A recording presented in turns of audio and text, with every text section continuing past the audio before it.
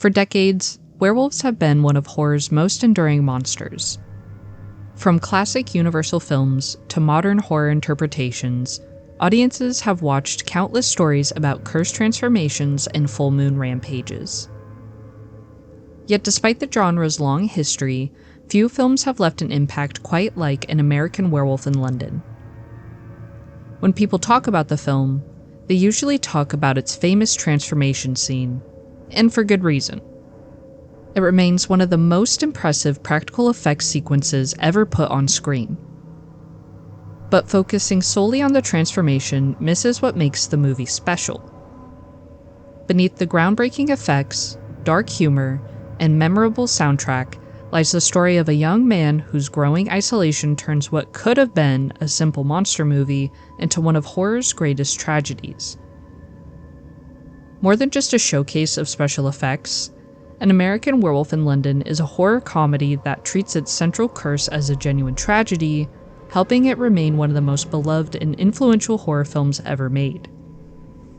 The film's emotional core lies in David's gradual realization that his life is no longer his own.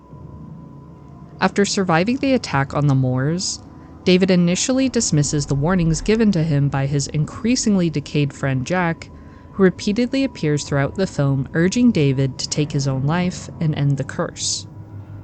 Desperate to return to normalcy, David convinces himself that what happened on the moors can somehow be explained away, and instead becomes wrapped up in his growing romance with nurse Alex Price. However, as the evidence begins to mount and the first full moon approaches, David is forced to confront a horrifying reality. He has become a monster capable of killing innocent people. Unlike many werewolf films that focus primarily on the creature's rampage, the film spends much of its runtime exploring the psychological burden of the curse. Through disturbing nightmares, increasingly erratic behavior, and later the infamous theater scene in which David is confronted by the mutilated victims of his attacks, the audience is forced to experience the consequences of the curse alongside him. David isn't portrayed as evil, nor is he eager to embrace his new condition. Instead, he's trapped between disbelief and dread, knowing that each transformation will bring more death. David's isolation is reinforced by the setting itself. Far from home and surrounded by unfamiliar people, London becomes more than a backdrop. It becomes a city where he has nowhere to turn as the curse slowly consumes him. His growing alienation makes the tragedy all the more painful, as every attempt to seek help is met with disbelief or misunderstanding. This tragic inevitability becomes the driving force of the story. Following his first transformation, David can no longer dismiss the warnings as delusion or coincidence.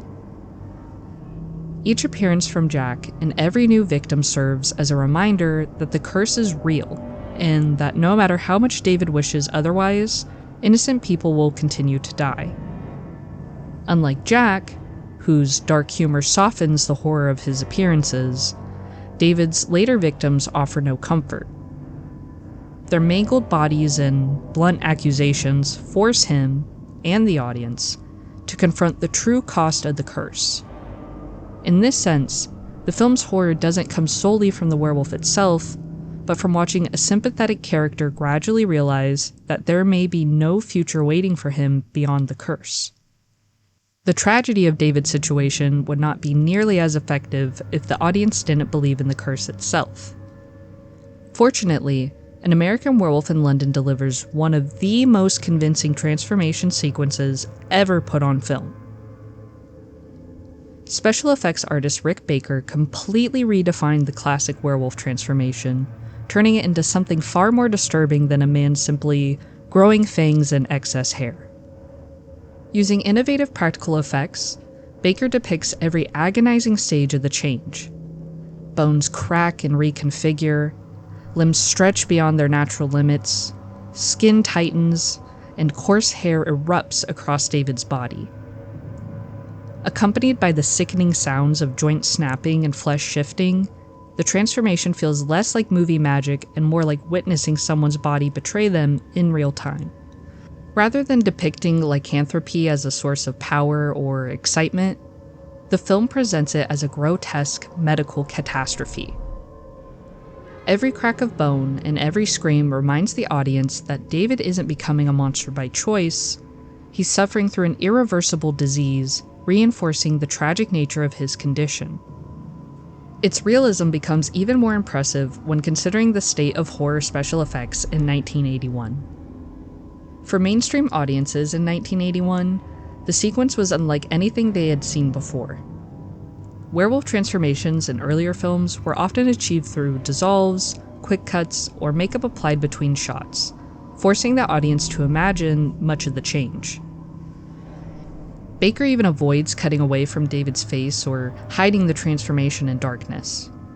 Instead, the audience is forced to watch every painful second unfold in a brightly lit apartment, leaving nowhere for the horror to hide.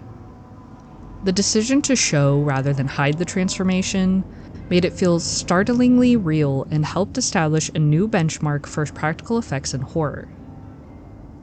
The achievement was recognized by the Academy, with Rick Baker winning the first ever Academy Award for Best Makeup, a category introduced that very year and a testament to how revolutionary the film's practical effects were. The sequence also wouldn't be nearly as effective without David Naughton's phenomenal performance. He goes from a calm, unsuspecting young man to someone screaming in agony, writhing helplessly on the floor as his body changes against his will.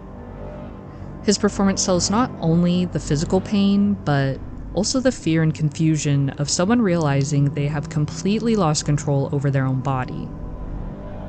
By making the transformation feel so believable, the film deepens the audience's sympathy for David, ensuring that the horror comes not just from the monster he becomes, but from the suffering he endures to become it.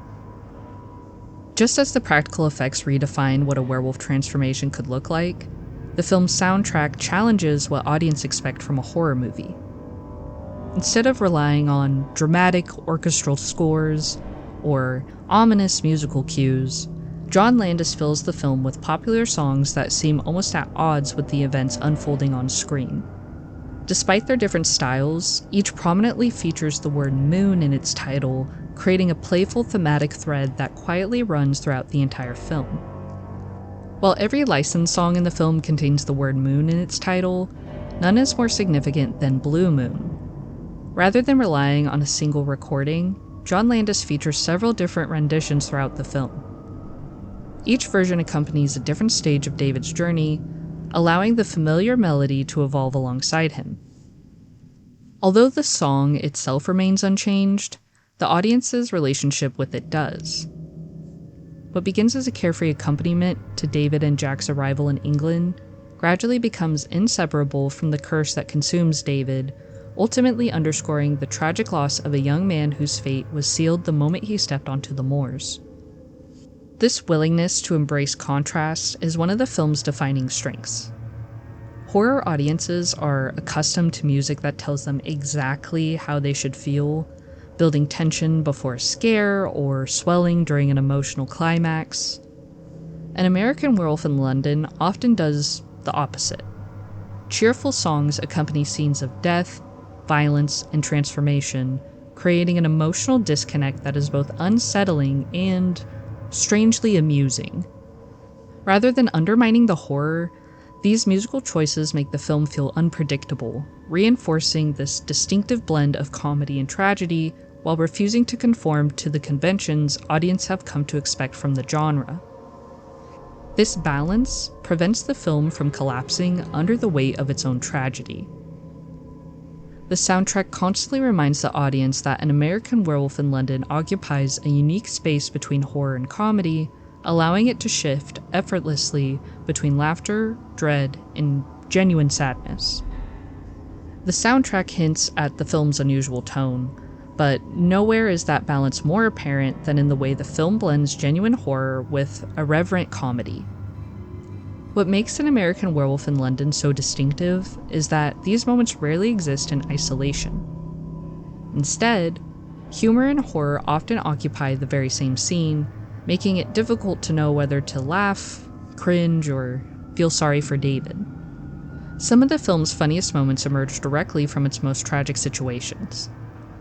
After awakening naked in the wolf enclosure at the zoo following his first transformation, David is forced to awkwardly navigate London armed with nothing more than a stolen child's balloons to preserve a shred of dignity. His situation only grows more absurd when he later steals an elderly woman's coat to avoid drawing even more attention to himself. The image is undeniably funny, yet the comedy never distracts from the reality that David has just unknowingly slaughtered innocent people. The audience laughs at the situation while never forgetting the nightmare that caused it.